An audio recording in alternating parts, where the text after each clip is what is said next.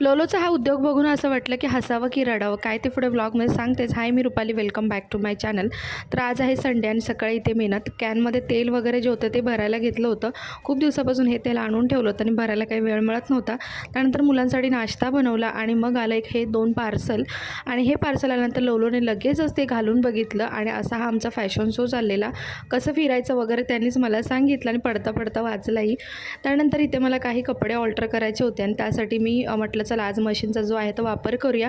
आणि बघितलं तर खाली ना जिथे सुई असते तिथे लोलोनी काय केलेलं की माझ्याकडून गव्हाचं पीठ जे घेतलं होतं ते तिथून पूर्ण व्यवस्थित असं रुतून ठेवलेलं आणि ते काढेपर्यंत माझ्या अगदी नाकीनं वाले. आणि हे उद्योग बघून असं वाटलं की हसावं की रडावं की ह्याला फटके द्यावे, काहीच कळेना. आणि हे सगळं नंतर मग मी क्लीन केलं. काही पिठं वगैरे चाळायची होती तीसुद्धा चाळून घेतली.